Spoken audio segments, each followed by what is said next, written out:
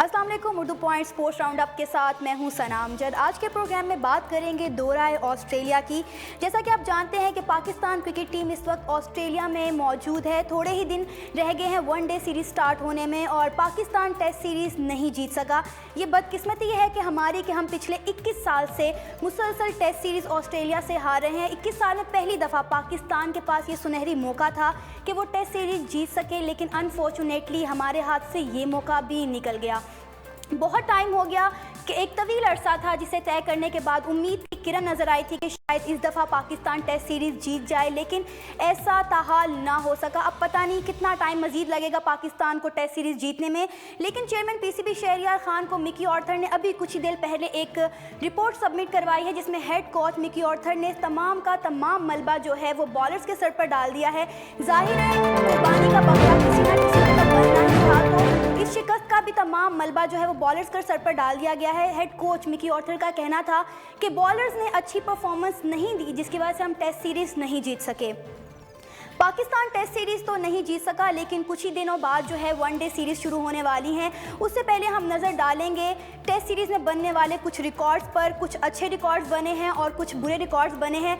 सबसे पहले बात करेंगे कुछ अच्छी परफॉर्मेंसेस की, जिसमें अजहर अली की बात करेंगे सबसे पहले, जो कि फॉर्म में वापस आ चुके हैं। अजहर अली ने तकरीबन 400 से ज़ायद स्कोर किए हैं और इन्होंने डबल सेंचुरी की है। पाकिस्तान के पहले खिलाड़ी हैं जिन्होंने डबल सेंचुरी की है। और इसके साथ ही साथ यूनुस खान ने भी 175 रन की इनिंग की है और सिडनी में 11 ममालिक में ये पहले खिलाड़ी हैं जिन्होंने सेंचुरी की है। वाहिद खिलाड़ी जिन्होंने 11 ममालिक के दरमियान जो अपनी सेंचुरी मुकम्मल की है। 2 टेस्टों से पहले उनके इतने रन नहीं थे, इन्होंने इतने इनिंग्स नहीं की थी, लेकिन इस दफ़ा जो है तीसरे टेस्ट मैच में उन्होंने 11 ममालिक में सेंचुरी बनाने वाले ये वाहिद पाकिस्तानी खिलाड़ी हैं। इसके साथ ही असद शफीक की बात करेंगे। असद शफीक की फॉर्म पर और उनकी टीम में जगह पर काफ़ी सवालिया निशान उठाए जाते थे, लेकिन असद शफीक ने उन तमाम सवालों का जवाब दिया है। अपने करियर की बेहतरीन बैटिंग करके उन्होंने तकरीबन पाकिस्तान को जिता दिया था। और उन लोगों के मुँह पर एक बहुत बड़ा थप्पड़ है जिन्होंने कहा था कि इनकी टीम में जगह नहीं होनी चाहिए या ये अच्छे खिलाड़ी नहीं हैं।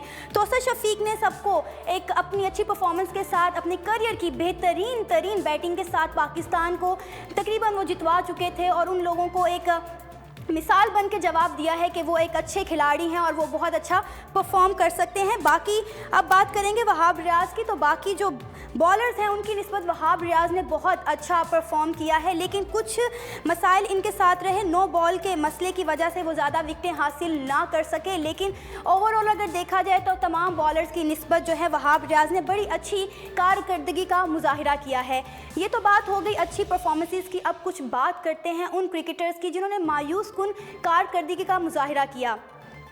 अभी थोड़ी देर पहले मैंने आपको बताया कि चेयरमैन पीसीबी को हेड कोच मिकी ऑर्थर ने एक रिपोर्ट सबमिट करवाई। उस रिपोर्ट के मुताबिक उन्होंने कहना था कि बॉलर्स ने अच्छा परफॉर्म नहीं किया, जिसकी वजह से पाकिस्तान टेस्ट सीरीज़ जो है वो नहीं जीत सका। और इसमें भी अगर कारकर्दगी की बात की जाए तो मोहम्मद आमिर और यासिर शाह जो हैं वो बैड परफॉर्मेंस में सरे फहरिस्त हैं। उनकी रीज़न ये है कि मैनेजमेंट को बिल्कुल भी मैनेज करना नहीं आया। मोहम्मद आमिर का बहुत ज़्यादा इस्तेमाल किया गया, उनसे बहुत ज़्यादा बॉलिंग करवाई गई, उनसे दिफाई बॉलिंग भी करवाई गई, जिसकी वजह से वो थकावट का शिकार हो गए और अच्छा परफॉर्म ना कर सके।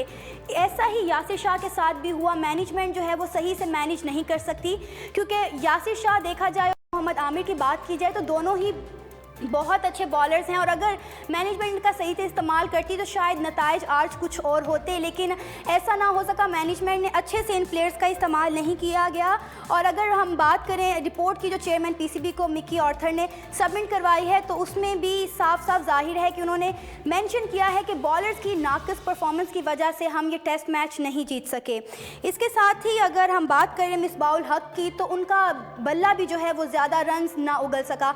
जाहिर है उम्र हो गई है और मेरा ख्याल है अब मिसबाउल हक उस फॉर्म में नहीं रहे जैसे वो 6 साल पहले थे। कुछ बॉलर्स ने उनका साथ नहीं दिया और कुछ जो बैट्समैन हैं उन्होंने भी उन्हें काफ़ी मायूस किया। और जब ये सारी चीज़ें सामने आई तो उनकी कप्तानी के जो मसाइल थे वो सामने उभर कर आ गए हैं। जाहिर है 6 साल पहले कुछ और हालात थे और 6 साल बाद कुछ और हालात हैं। बॉलर्स और बैट्समैन के दरमियान शायद उनकी कोऑर्डिनेशन इस तरह से नहीं हो सकी और टेस्ट मैच जो है हम नहीं जीत सके। और मेरा ख्याल है अब मिसबाउल हक को रिटायरमेंट के बारे में सोचना चाहिए और आगे फ्यूचर प्लानिंग्स करनी चाहिए।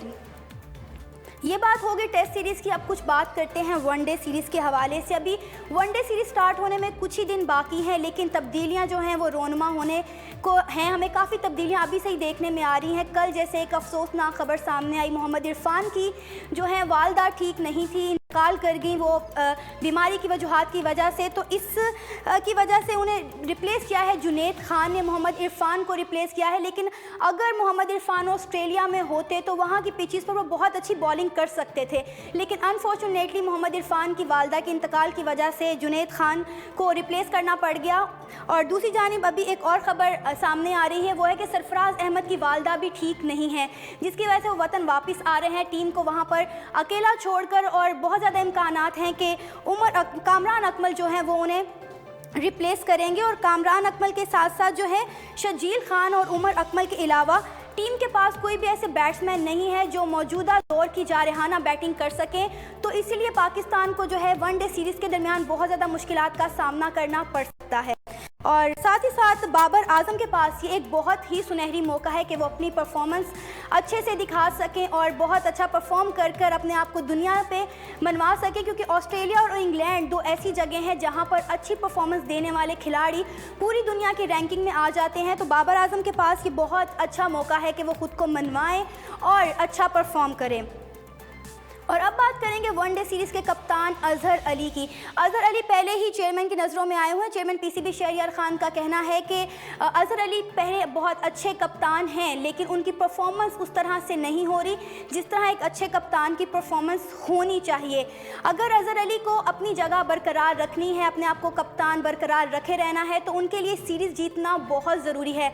अगर वो ये सीरीज़ हार जाते हैं तो हो सकता है कि उनकी जगह तब्दील कर दी जाए, उन्हें कप्तानी से हटा दिया जाए। तो ये बहुत ज़रूरी है कप्तान के लिए कि वो इन सीरीज़ में अच्छा परफॉर्म करें और टीम को लेकर चलें और अपनी जगह बरकरार रखें। ये थी आज की अपडेट्स जो हमने आपको बताई। टेस्ट सीरीज़ पर हमने बात की, हमने वनडे सीरीज़ पर बात की, आपको हमने बताया कि वनडे सीरीज़ में क्या क्या चेंजेस हुई हैं और टेस्ट सीरीज़ की हारने की वजूहात बताई, अच्छी परफॉर्मेंसेज और बैड परफॉर्मेंसेज पर बात की।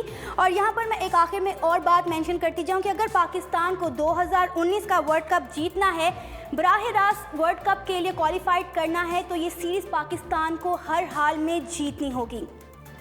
जी नाज़रीन, ये थी आज तक की स्पोर्ट्स अपडेट। इसी के साथ सना अमजद को इजाज़त दीजिए और मज़ीद अपडेट्स जानने के लिए देखते रहिए urdu.com।